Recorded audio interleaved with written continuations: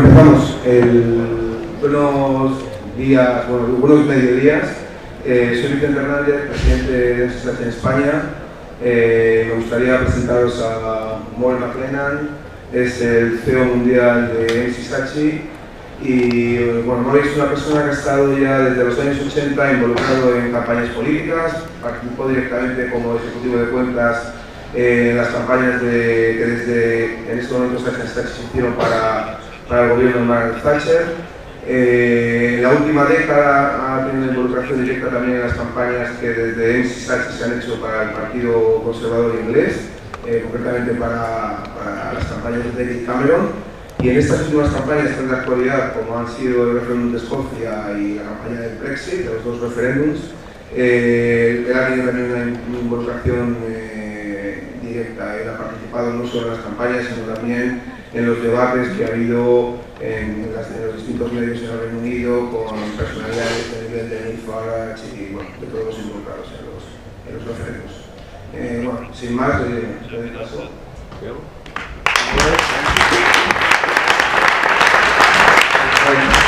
Thanks very much. I understood David Cameron and Margaret Thatcher. Yeah. That was all. But thank you anyway. Like all Brits, I apologise. We don't speak any languages. Because we're lazy and we think everyone speaks English. Maybe that'll change. Maybe that'll change with Brexit, which I'm going to be talking about in the future.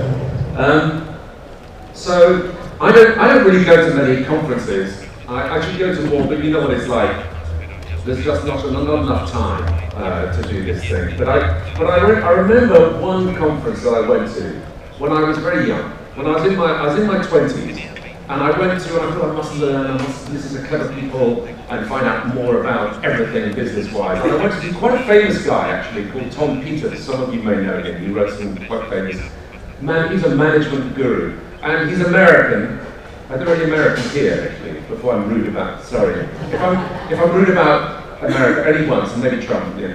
But he had this, I remember one thing that he said, and I'm talking 20, 30 years later, I still remember this, it's about the only thing I remember from a conference.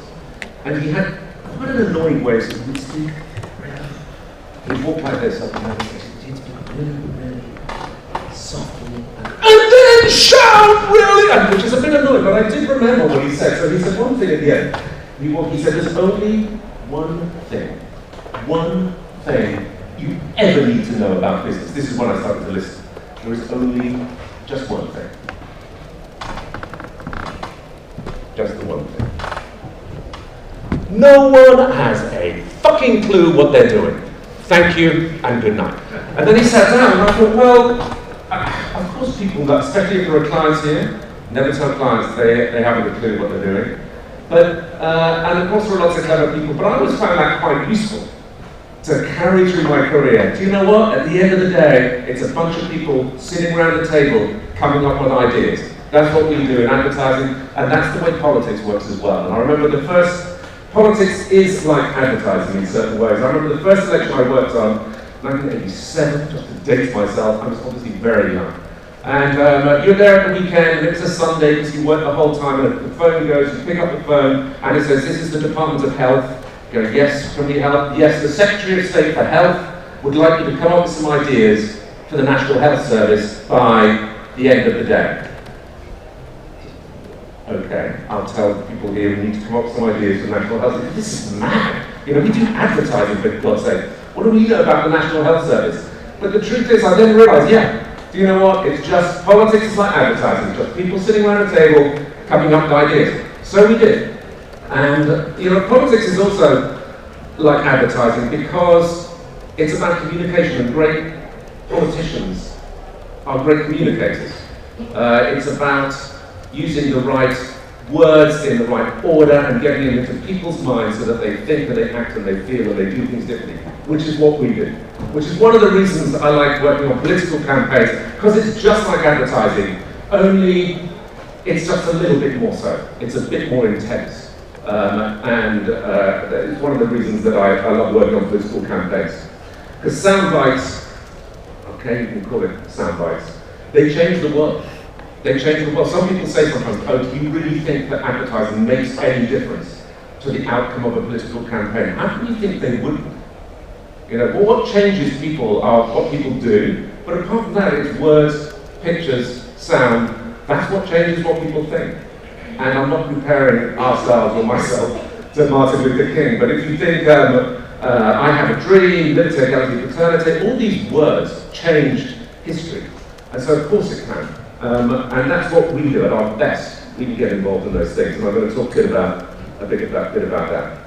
And I think it's true that the Saatchi brand in the UK has been more influential in political advertising unquestionably than any other company over the last 40 years. So I'm going to talk a little bit about what I've learned, what we've learned. I'm going to talk a bit about the independence campaign, because we've also worked on that. I'm going to talk about the Brexit campaign a little bit, and a little bit about Trump, because you have to.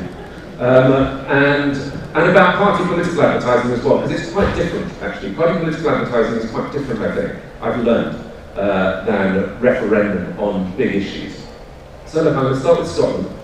I called it blood, brains and guts. I wasn't sure whether to do that, because that probably translates in quite a violent way. I don't mean this, it's not about violence. What I mean is, blood, these are the themes, if you like. Blood is about passion and emotion, and that's what is important in referendum. Brains is about, of course, it requires intellect, quite, I think, a high level of intellect to do good political advertising and genuine insight. Not just, oh, we've built insight on data. No, you haven't. You give me a fact about data. Proper insight requires imagination, creativity, and intelligence. So you need proper brains, and guts is about instinct. It's about just sometimes having the speed, the bravery, and the instinct, and acting on it quickly, because that's what you need in political campaigns, because you haven't got much time. So that's why the blood, brains, and guts up there. I'm not going to draw any parallels with here in Spain. I'm going to talk for another, whatever it is, half an hour or so, and then you can make up your own mind. Okay, you can, if you think it's rubbish, or you think that it's interesting to Spain, you can do that. I'm not going to, it's too dangerous for me to start talking about Spain, so I'm not going to. So Scotland, I mean, the first important thing to realise in the Scottish campaign was what was the question? And the question was really important, and I say we, just let me say we. We almost lost the referendum campaign because of this question. It was the wrong question. Should Scotland be an independent country? Do you want to be an independent person? We had to get people to say no.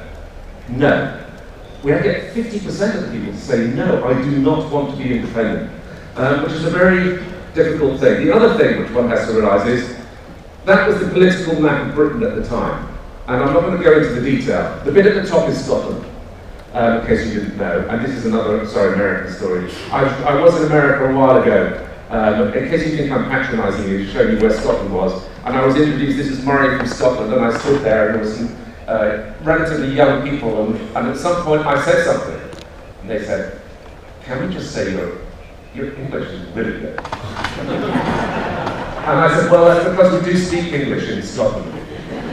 And they said, really? I thought it was like Norway or something. So that's Scotland at the top. And the yellow means that it's SNP. That's the political party. So it was 90% Scottish National Party in Scotland. So that was the background. And I was really keen to do this campaign because I don't have a Scottish accent, but my background is ridiculously Scottish. And to prove it, that's my lineage. That's my grandfather on the left, that's my father in the middle, and my brother on the right, all dressed up in their Scottish Army uniforms. So I really wanted to do this thing, but it was highly unlikely that we would be chosen, because we're the Conservative Party, we're Maggie Thatcher, and all of those things. And the people controlling and running this campaign were the Labour Party. And we're the devil for them. They hate us. You know, the amount of damage we've inflicted on them over the past 30 or 40 years. And they were controlling it because the Labour Party then was much stronger in Scotland. The Conservative Party was nothing in Scotland at the time. Changed slightly now. So we went into this meeting with them, and I said, look, it's highly unlikely you're going to choose us. But I do have two boards here.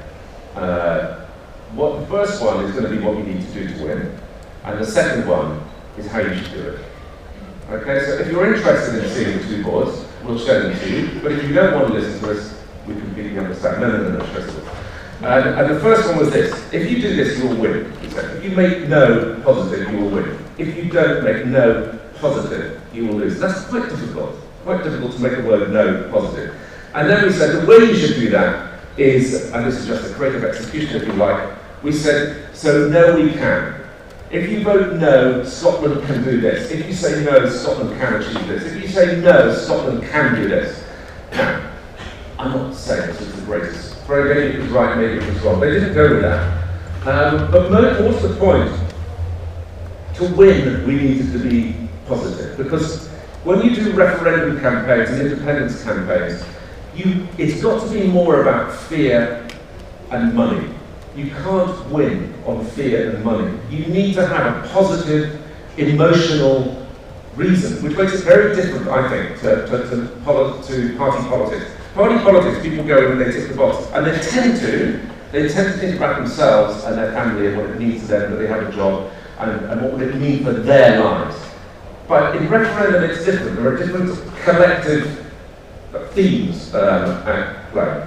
Anyway, one way or another, that didn't happen.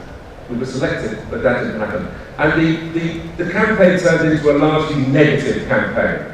It turned into what would go wrong? What would go wrong for Scotland if they voted for independence? And it was interesting at that point, a lesson that wasn't learned for the Remain campaign, for Brexit, was the politics of fear phrase was born, which became very powerful for the nationalists, for the SNP. As soon as you would say anything positive, any warning about what could happen, this could be really bad for your family, you could lose politics of fear! Politics of fear!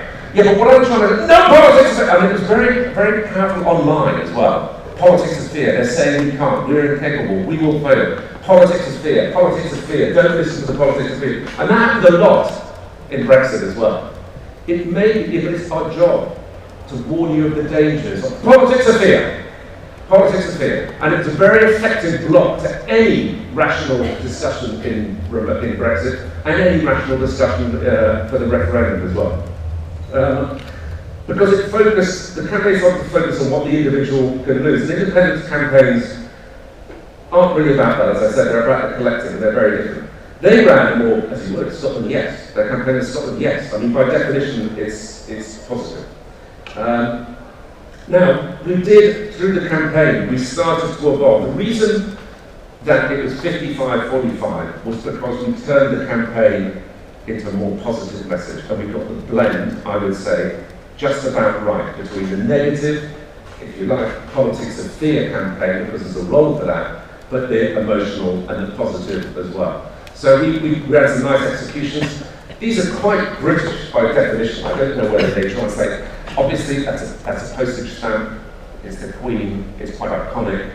The guy on the right was the nationalist leader. So are you really going to give up the Queen and everything that it represents for our union for this guy on the right, who's a sort of Chancellor politician? And it came from quite an unusual source in a way, that we started to ratchet up in the last 2 weeks the positive emotional thing in terms of what you're voting for. And it came from quite an unusual source, I think. And I'll play a little clip here from Gordon Brown, who was the previous Prime Minister and a Scot. And I'll just play 30 seconds or so, because it started to wind up a positive message, which in the end won. I hope.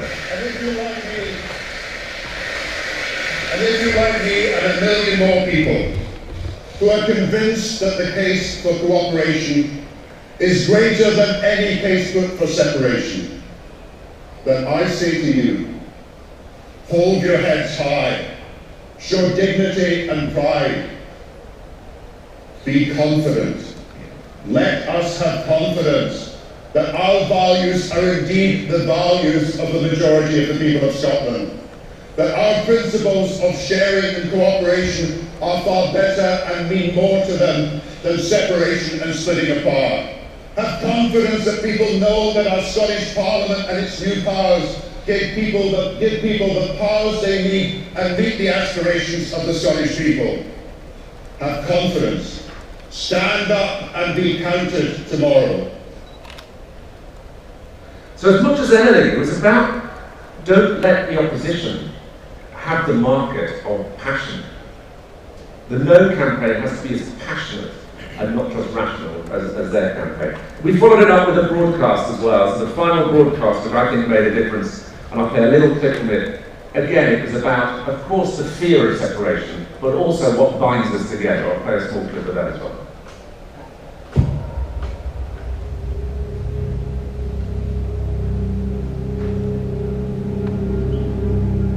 Somewhere, tucked away in the North Sea of our planet Earth, there is a small island, our island. This small island of ours, and the people who live here are bound together by more than earth and rock. We are bound together by over 300 years of common history, common achievements that measure far beyond our geographical size, and have made us one of the greatest countries on our planet. So you get the idea. It was talking about how good the UK and Britain is. And we got to the finishing line. We got to the finishing line with a convincing majority in the end by 10 points. And we got the blend right in the end. And these things don't happen very often. It's once in a generation, maybe. See what happens after the Brexit or the current election. But they don't happen very often. You do learn, and we learned a lot about that in terms of referendum. Now, I don't know, just quickly, we talked about the union coming together. There's no reason why you should know this, but this is true. This sounds like this is fantasy. How the United Kingdom came to be. Here's your very quick history lesson. In 1700, believe it or not, Scotland decided that it was going to move countries. It was going to found a new colony in Panama. This is true. In Panama. It's called the Darien Scheme. And Scotland was going to set up Caledonia in Panama. What is that? And they invested the entire country's wealth in it. Then what happened, some would say, the English undermined that happening. The country went bankrupt. The wealthy Scots had to go to the English to get bailed out, and the condition was they became part of the UK.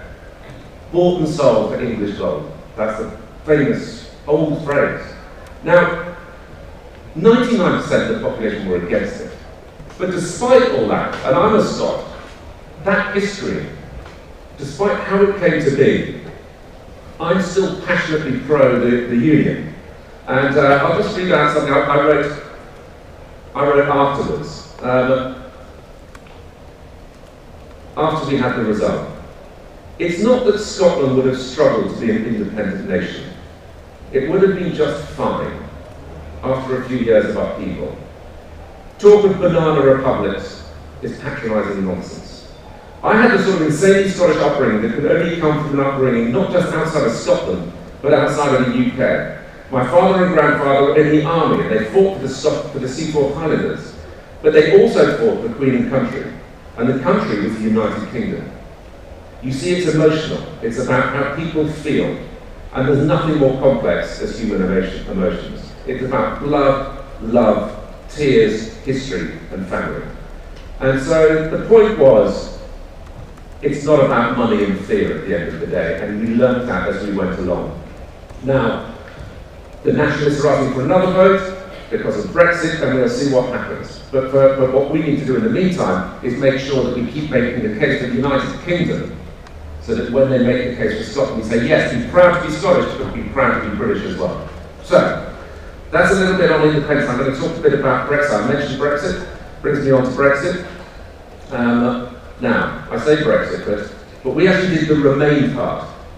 So we were unsuccessful in this. But again, we learned some things that I think may be interesting to you. And we were quite wary of taking this on because of our experience with Scotland as it happens. It's very difficult when you have clients from different parties and all the rest of it. But anyway, we did. And our instincts and our learnings were not to try to frighten people out of Brexit. Not to just say, the United Kingdom will have a bad time out of Brexit. You can't lead on that. Yes, put the facts in front of people, but if you lead on that, you will not frighten the British people into staying in the EU. The problem, though, in the UK is that, and it may be different, although it's not as different as some people think in the rest of Europe. I think across Europe there's a very large minority, 40%, on average, of people who actually would like to leave the EU. And I wonder if there's so many people who would like to, yes, it doesn't mean leaving Europe, but how many people actually like Brussels? How many people are passionately for the European Commission, unelected in Brussels? How many people? So in the UK, there was no love for the EU. There was no love for Brussels, this bureaucratic organisation restricting everyone's laws and wasting a lot of money. So to try and say to people, fall in love with this unelected body of commissions in Brussels was almost impossible. So, I mean, the British attitude towards Brexit, I think, can be best summed up by this piece of work we did a while ago to keep us out of the euro, which I think is a brilliant, sorry, saying our own work is brilliant. It's not very British to do that. But I think it's a brilliant single poster which says why you shouldn't be in the euro, whoever you are, and but you should be in Europe, which was this. So I think this is Britain's basic attitude towards Europe, which is Europe yes, euro no. You get the idea in terms of why change your currency to an exchange rate which means that you have mass unemployment amongst the youth. That was the sort of, and that sums up Britain's attitude towards Europe. So what could you get them passionate about?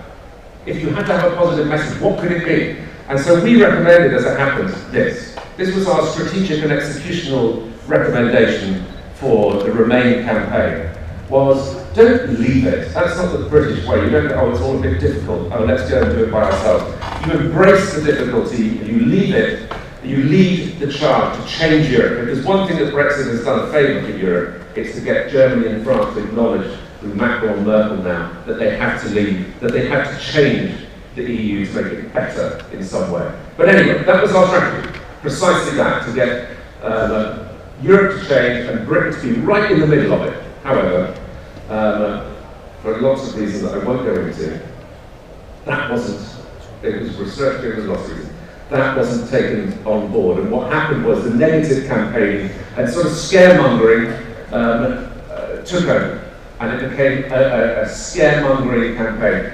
We produced some powerful work. In my view, that's a classic political poster, because it's a very complicated argument, actually, the whole euro issue. To sum it up, once out, the pin can't be put back in. Very powerful stuff. And down the right here, which you can't read, lots of very clever, influential, wealthy, powerful people across the world saying, you really shouldn't leave the EU. But do you know the most interesting thing about the whole Brexit, and I would say this as criticism of ourselves and other people, we didn't really realise what was going on. We didn't really realise. We thought, I still thought immediately afterwards, that this, if it had had the right exposure, this was the sort of powerful advertising that could run and win, but it couldn't. It couldn't, because what we didn't realise is people weren't voting about the EU. They weren't voting to come out of the EU. They were voting about something completely different. They were voting against the establishment, and against the experts, and against all the people that had left them behind for the last 2 decades. Not dissimilar to what happened in the US with Trump. Yeah, they were scared of losing their jobs to foreign workers. Yes, they were. There's no crime in that.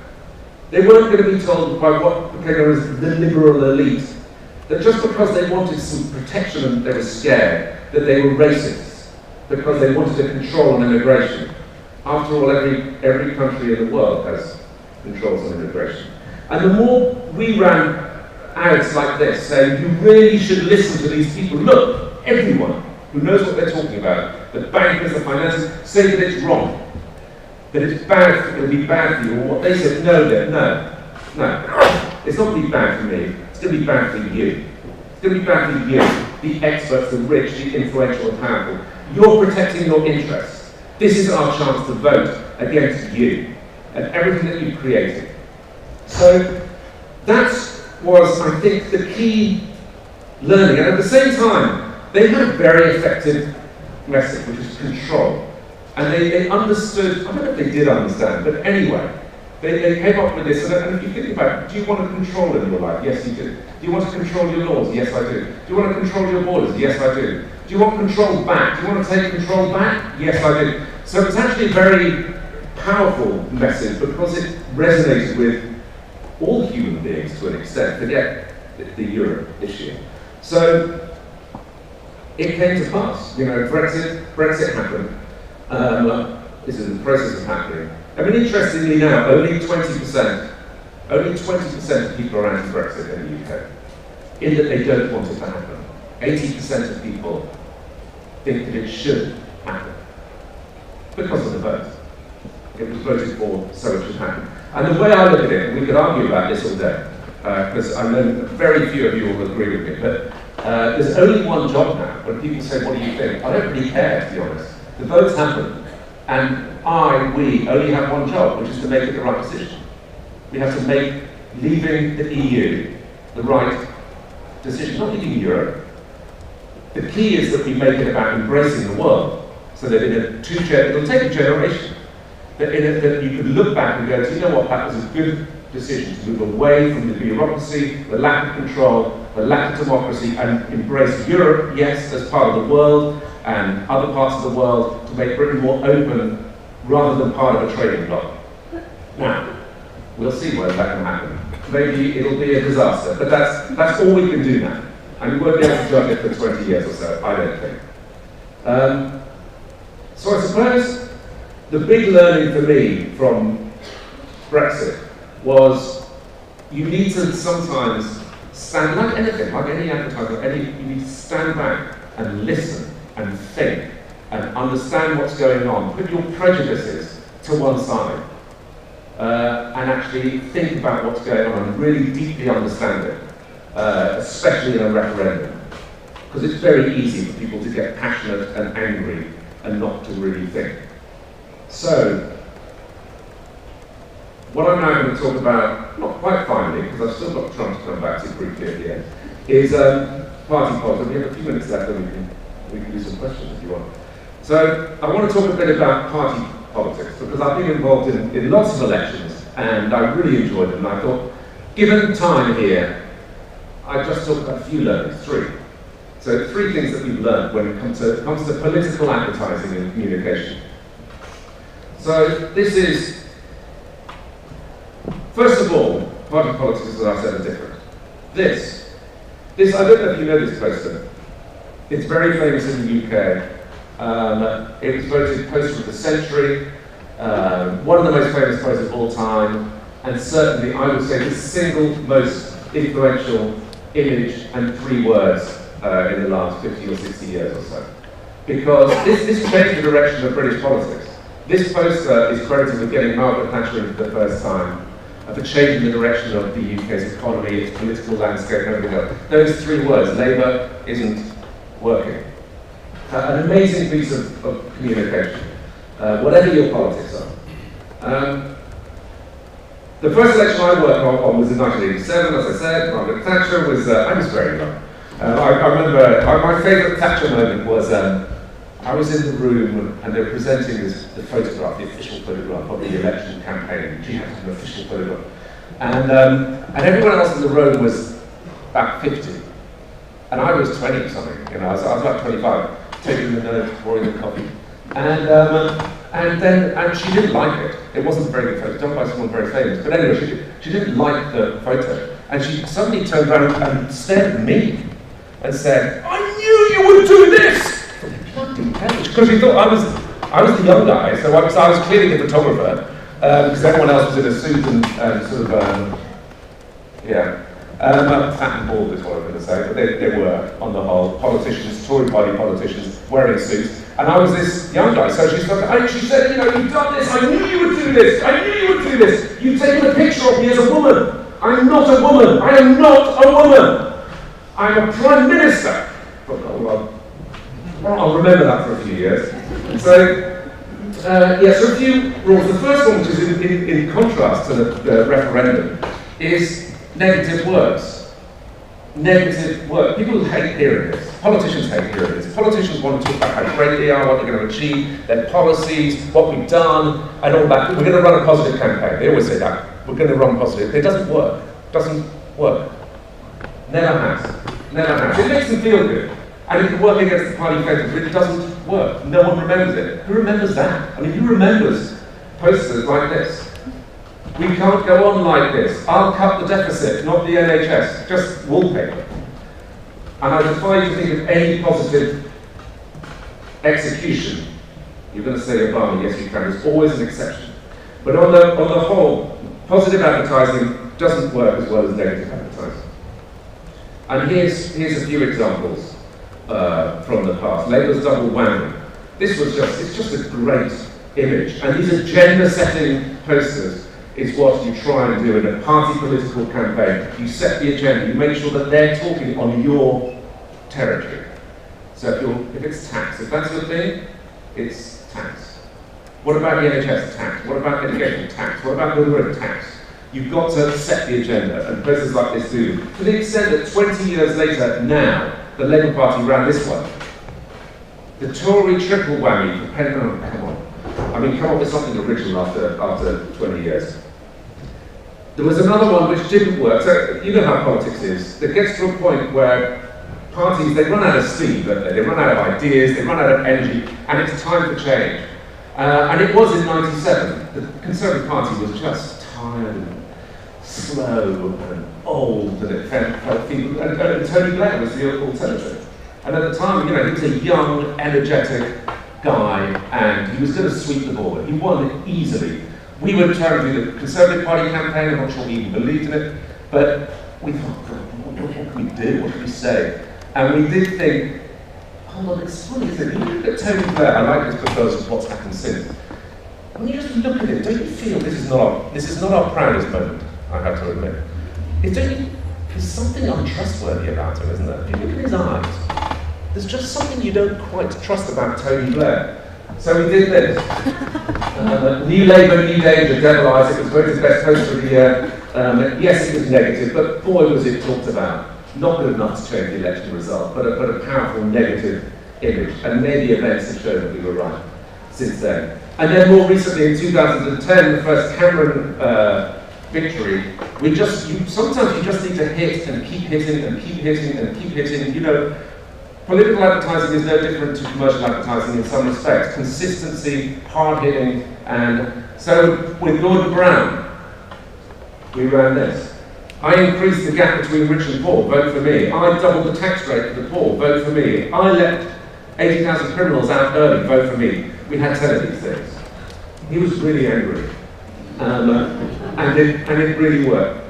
So the first thing is negative.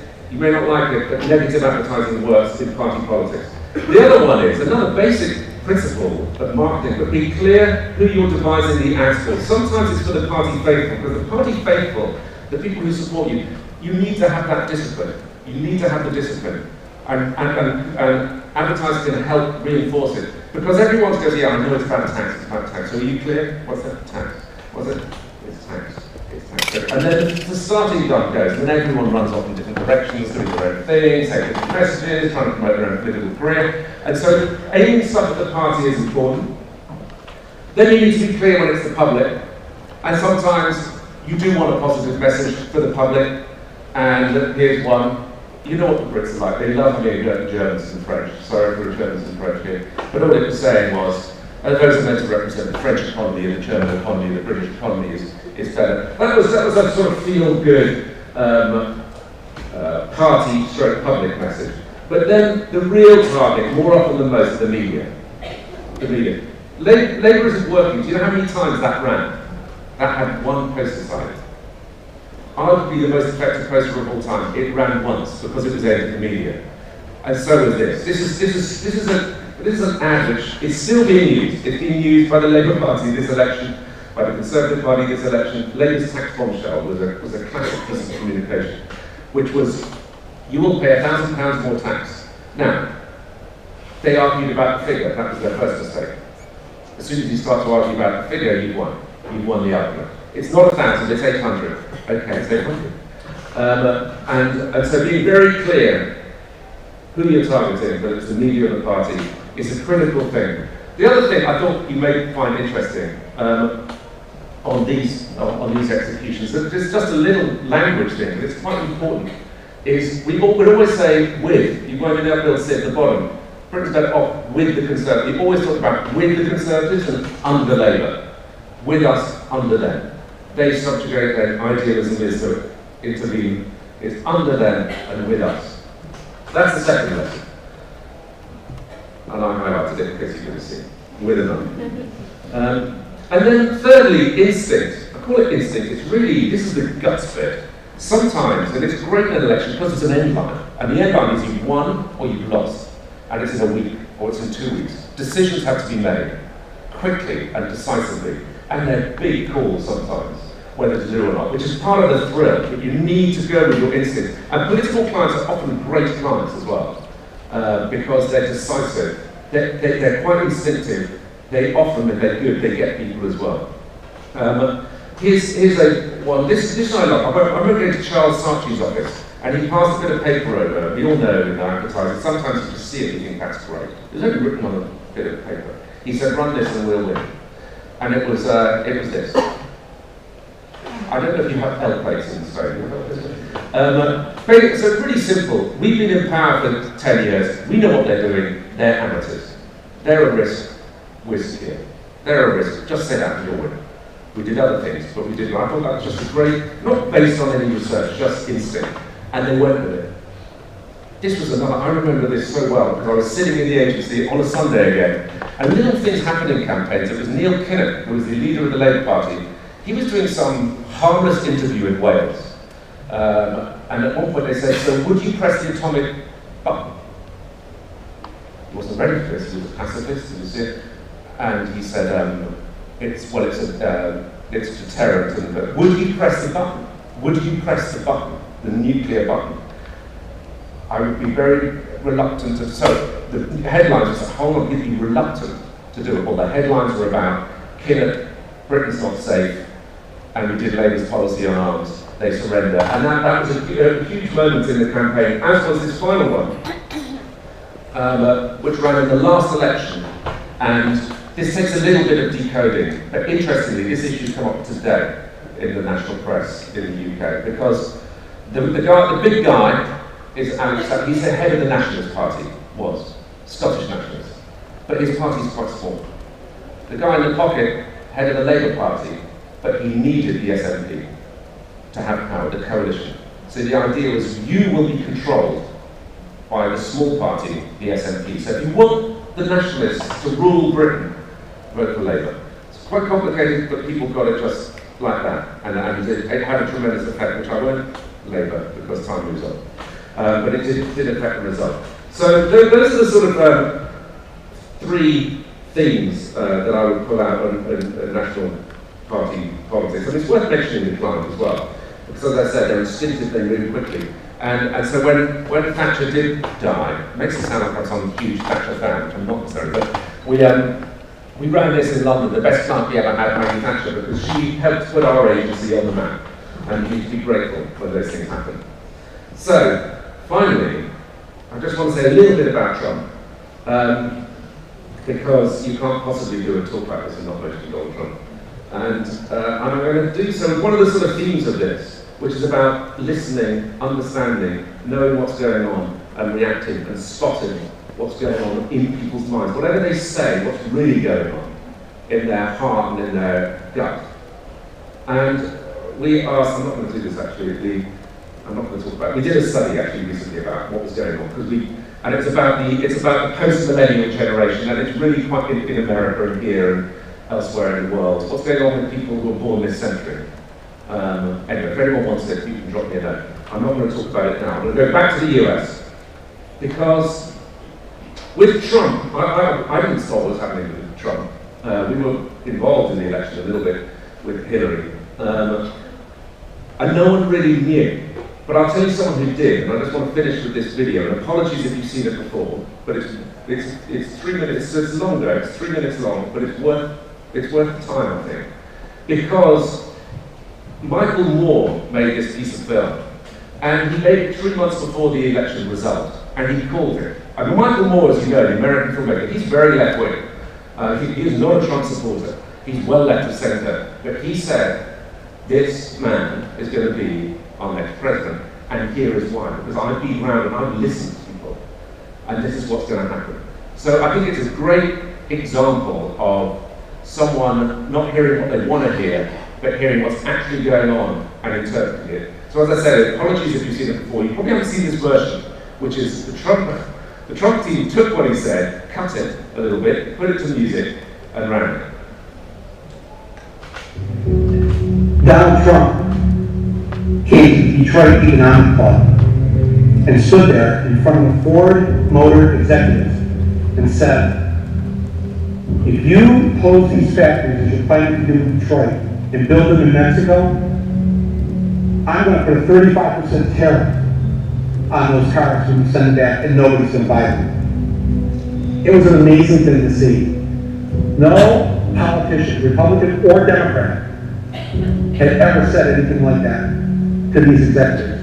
And it was music to the ears of people in Michigan and Ohio and Pennsylvania and Wisconsin, the Brexit states. You live here in Ohio, you know what I'm talking about. Whether Trump means it or not is kind of irrelevant because he's saying the things to people who are hurting. And it's like every beaten down, nameless, forgotten ordinance who used to be part of it was called the middle class loves Trump. He is the healing Molotov cocktail that they've been waiting for. The human hand grenade they can legally throw into the system that has stolen lives from them. And on November 8th, Election Day, although they lost their jobs, although they were foreclosed on by the bank, next came the divorce, and now the wife and the kids are gone, the cars were reloaded, they haven't had a real vacation in years, they're stuck with the shitty Obamacare bronze plan, and you can't even get a fucking percent. They've essentially lost everything they had, except one thing. The one thing that doesn't cost them a cent and is guaranteed to them by the American Constitution, the right to vote. They might be penniless, they might be homeless, they might be fucked over and fucked up, it doesn't matter. Because it's equalized on that day. A millionaire has the same number of votes as the person without a job. One. And there's more of the former middle class than there are in the millionaire class. So on November 8th, the dispossessed will walk into the voting booth, be handed a ballot, close the curtain, and take that lever, walk up an or touchscreen, and put a big fucking X in the box by the name of the man who has threatened to upend and overturn the very system that has ruined their lives. Donald J. Trump. They see that the elites who ruined their lives hate Trump. Corporate America hates Trump. Wall Street hates Trump. The career politicians hate Trump. The media hates Trump after they loved him and created him. And now hate him. Thank you, media. The enemy of my enemy is who I'm voting for on November 8th.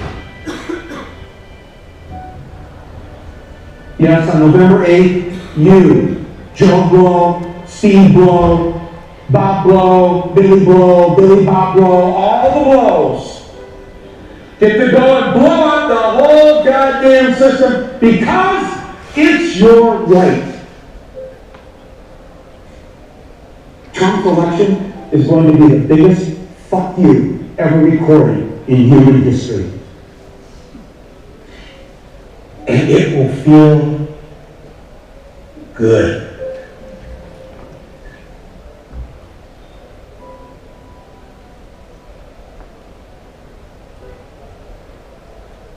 Now the irony is, they put their logo on the end, but the irony is, what he then said was, it will feel good for a day, for a week, maybe for a month, but ultimately, voting in anger against someone to get revenge is very short-term return.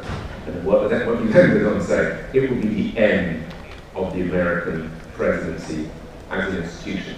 But they cut it, they stick their logo on the end, and it worked beautifully for them. And I thought it was just worth pointing out that sometimes you need to keep your ears open to things that you don't like the sound of. So, blood, brains and guts. That's pretty much it from myself. As I said before, blood because emotions were important. Brains because genuine thought and insight is required. And guts because instinct is required. And you're holding your nerve under pressure. And some of you will be thinking, well, that's no different to what we do, marketing and advertising, we do those things. And you're right, it's exactly the same. Except in politics, I think it's just a little bit more so. So I hope that was interesting. I hope you don't draw too many parallels with the situation here in Spain. But thank you for listening, and I think I've even finished 5 minutes early, so thank you very much.